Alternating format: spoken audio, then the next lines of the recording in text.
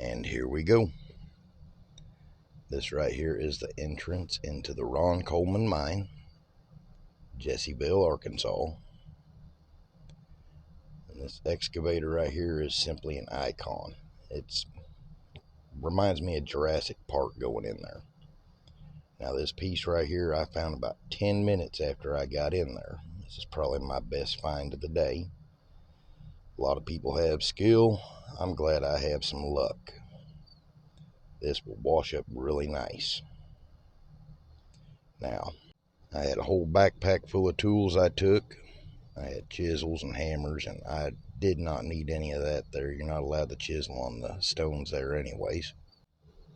But I did have this little hand pick that I got at Harbor Freight, and just a simple little garden rake we got at the dollar shop.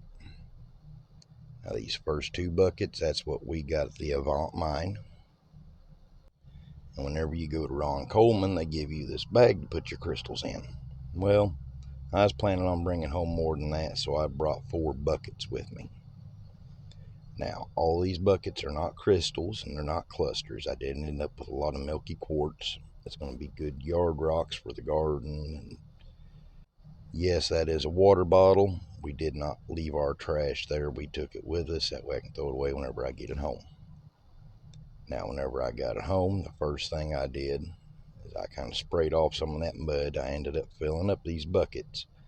And you can see some of the points and pretties in there right off the bat. Now, I'm going to be putting those into soak into some iron out. Now, this right here is the first cluster that I found. It ended up washing up really nice. I'm going to end up finishing it up with iron out and cleaning it up real good, and that'll be another video. Now, that little cluster right next to it, that's the one that my wife found. I called it the mud ball. I saw a couple of little crystal points on it, but it was enough that we took it with us and decided to clean it up. And whenever we washed it off, it was just simply fantastic. I think she got the better find out of the two of us, but mine was still pretty good too. I'm just using a simple garden hose.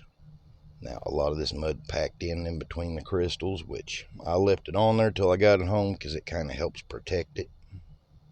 And I didn't want to damage the crystals any more than what they had been from them loading them into the truck and dumping them out. Now this right here is the mud ball, and it ended up being beautiful. I think she has a couple of golden healers in with that cluster. It's just a really neat piece. You'll see it here in a minute. We did soak it in iron out too. As I said, that'll be on my next video, which will be next week. Now, entry into the mine is $25 a person. Personally, I think these two little pieces made that whole day possible.